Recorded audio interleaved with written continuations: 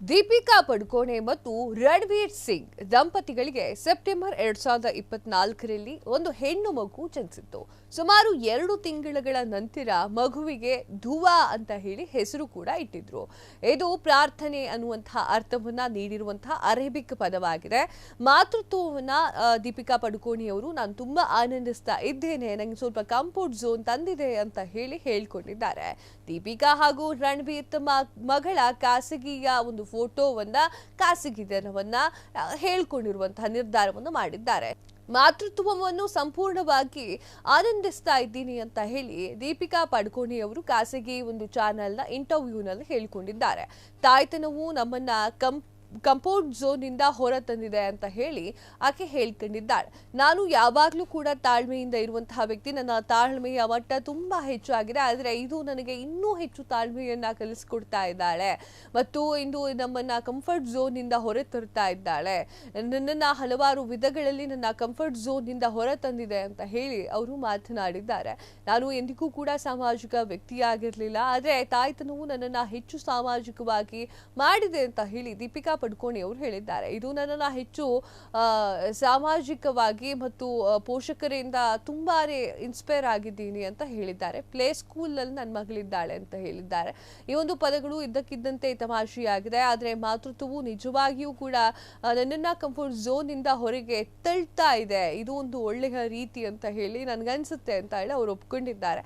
And ನನ್ಗಂತೂ ಇದು ಒಳ್ಳೆಯ ರೀತಿಯಲ್ಲಿ ನಡೀತಾ ಇದೆ ಅಂತ ಅನಿಸ್ತಿದೆ ಅಂತ ಒಪ್ಕೊಂಡಿದ್ದಾರೆ. ನನಗೂ ತಾಯಿ ಆಗಬೇಕು ಎನ್ನುವಂತಹ ಆಸೆ ಸದಾ ಇರುತ್ತೆ. ನನ್ನ ತಂಗಿ ಅನಿಶಾ ಹುಟ್ಟಿದಾಗಿನಿಂದಲೂ ಕೂಡ ನಾನು ತಾಯಿಯಾಗಬೇಕು ಅಂತ ಹೇಳಿ ಬಯಸಿದ್ದೆ.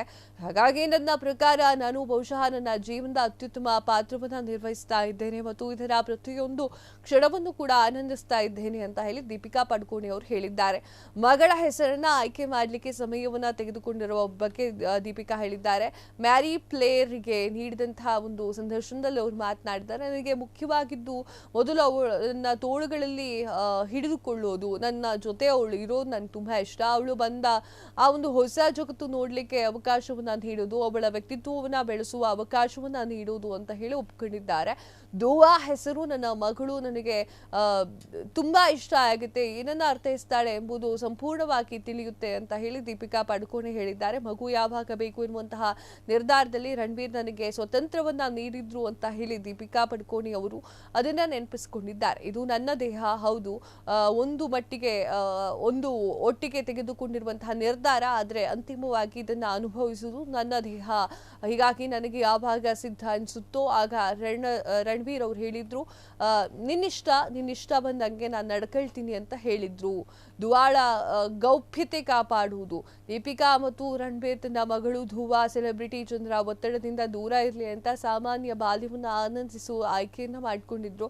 ದಂಪತಿಗಳು ತಮ್ಮ ಮಗಳ ಫೋಟೋವನ್ನ ಸಾಮಾಜಿಕ ಮಾಧ್ಯಮದಲ್ಲಿ ಹಂಚಿಕೊಳ್ಳಲು ನಿರ್ಧಾರ ಮಾಡಿದ್ದಾರೆ ಮತ್ತು ಅವಳ ಗೌಪ್ಯತೆಯನ್ನ ಗೌರವಿಸಿ ವಿನಂತಿಯನ್ನ ಮಾಡಿಕೊಂಡಿದ್ದಾರೆ. ಇನ್ನು ಖಾಸಗಿ ಜೀವನವನ್ನ ಕಾಪಾಡುವವರ ಸಮರ್ಪಣೆಯ ಎತ್ತಿ ತೋರುತ್ತದೆ. ನಾನು ಹೊಂದಿದೆ ಸಾಮಾನ್ಯ ಪಾಲನೆಯೂ ಅವಳಿಗೆ ಸಿಗಬೇಕು ಅಂತ ಬಯಸ್ತೇನೆ. ಇಲ್ಲಿ ನನ್ನ ಹೆತ್ತವರು ಖ್ಯಾತಿಯಿಂದ ಇರಬೇಕು ಅನ್ನೋದು ನಾನು ಬಯಸ್ತೇನೆ ಅಂತ ಹೇಳಿ ಇದೇ ಸಮಯದಲ್ಲಿ ದೀಪಿಕಾ ಪಡುಕೋಣೆ ಅವರು ಹೇಳಿದ್ದಾರೆ.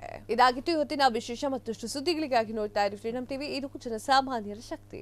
ಕ್ಷಣ ಕ್ಷಣದ ಸುದ್ದಿಗಳಿಗಾಗಿ ಫ್ರೀಡಂ ಟಿವಿ ಸಬ್ಸ್ಕ್ರೈಬ್ ಮಾಡಿ, ಲೈಕ್ ಮಾಡಿ ಹಾಗೂ ಫಾಲೋ ಮಾಡಿ. ಹೊಸ ಸುದ್ದಿಗಳ ನೋಟಿಫಿಕೇಶನ್ಗಾಗಿ ಬೆಲ್ ಐಕಾನ್ ಮೇಲೆ ಕ್ಲಿಕ್ ಮಾಡಿ.